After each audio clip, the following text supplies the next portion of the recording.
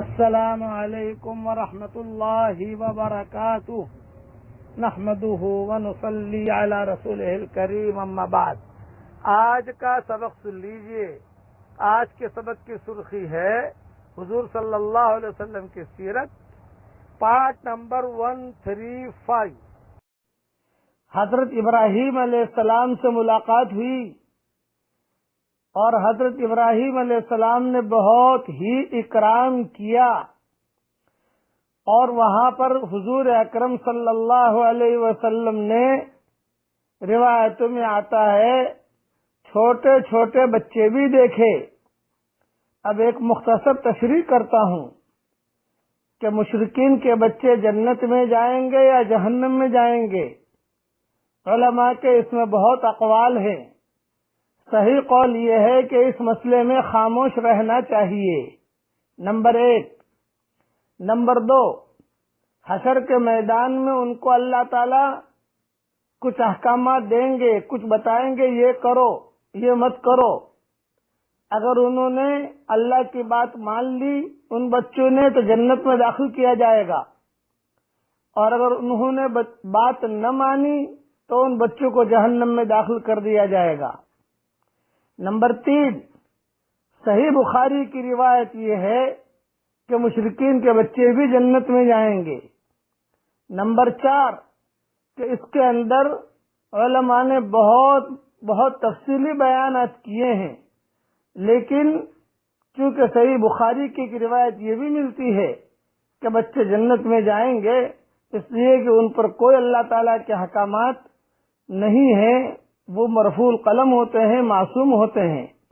تو ابراہیم علیہ السلام کے قریب بچے بھی دیکھے۔ جب حضور اکرم صلی اللہ علیہ وسلم ابراہیم علیہ السلام سے ملاقات کی تو خود حضور صلی اللہ علیہ وسلم فرماتے ہیں کہ معراج کی رات میں میری ملاقات حضرت ابراہیم علیہ السلام سے ہوئی تو انہوں نے فرمایا کہ اپنی امت کو میرا سلام کہہ دینا۔ یہ سلام ابراہیم علیہ السلام کی طرف سے آیا ہے ہم سب کے لیے، پوری امت کے لیے۔ علماء نے لکھا ہے کہ حضرت ابراہیم علیہ السلام کے جواب میں ہمیں وعلیہ السلام ورحمۃ اللہ وبرکاتہ کہنا چاہیے۔ آپ سب جو بھی سبق سن رہے ہیں پڑھ لیجئے میرے ساتھ، وعلیہ السلام ورحمۃ اللہ وبرکاتہ۔ یہ ہم نے ابراہیم علیہ السلام کو سلام کے جواب دے دیا۔ فرمایا اپنی امت کو میرا سلام کہہ دینا، اور یہ کہنا کہ جنت کی نہایت عمدہ پاکیزہ مٹی ہے اور بہترین پانی، لیکن وہ بالکل چٹیل میدان ہے، اور اس کے پودے یعنی درخت، سبحان اللہ، پڑھیے میرے ساتھ، سبحان اللہ والحمد للہ ولا الہ الا اللہ واللہ اکبر ولا حول ولا قوت الا باللہ العلی العظیم۔ یہ بھی روایت میں آتا ہے کہ بالکل چٹیل میدان ہے، اور اپنی امت سے کہو کہ یہ بہت پڑھا کرو۔ اب جتنا کسی کا دل چاہے پودے لگائے، درخت لگائے۔ یہ وہاں سے معراج کی رات میں حضور اکرم صلی اللہ علیہ وسلم کو ابراہیم علیہ السلام نے یہ بات بتائی۔ پھر اس کے بعد ایک بات اور تفصیل سن لیجئے، وہاں پر بھی جتنے فرشتے تھے ان فرشتوں نے 7ویں آسمان پر حضور صلی اللہ علیہ وسلم سے فرمایا کہ آپ جو ہے پچھنے لگاؤ۔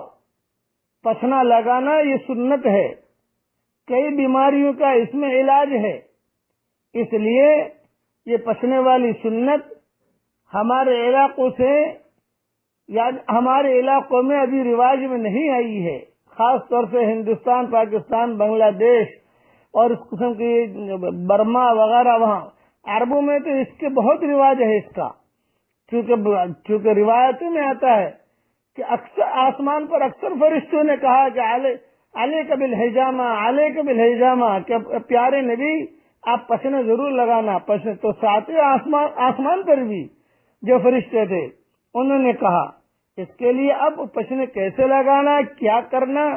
ہر جگہ پر علماء بھی ہیں، ہر جگہ پر دکاترہ بھی ہیں، ہر جگہ تفصیلیں موجود ہیں، وہاں ان سے پوچھے. لیکن پسینہ لگوانا چاہیے تاکہ سنت پر عمل ہو جائے.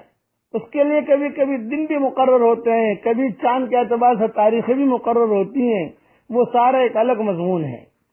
اب حضور اکرم صلی اللہ علیہ وسلم آگے بڑھے.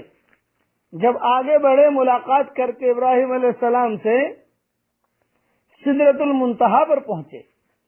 یہ بیری کا درخت ہے، یہ بیری کا درخت ایسا، اس کا تذکرہ قرآن شریف میں بھی آتا ہے. بیری کا درخت کا سورہ نجم میں اس کا تذکرہ ہے. آسمان سے اوپر سے جو خبریں آتی ہیں وہ بیری کے درخت پر آ جاتی ہیں، اور سارے کے سارے فرشتے جو ہیں وہ بیری کے درخت سے احکامات لیتے ہیں.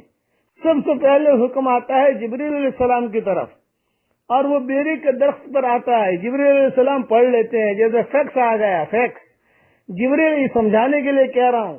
جبریل علیہ السلام نے دیکھ لیا، ہاں پانی کے متعلق یہ حکم ہے تو میکائیل کو دے دیا.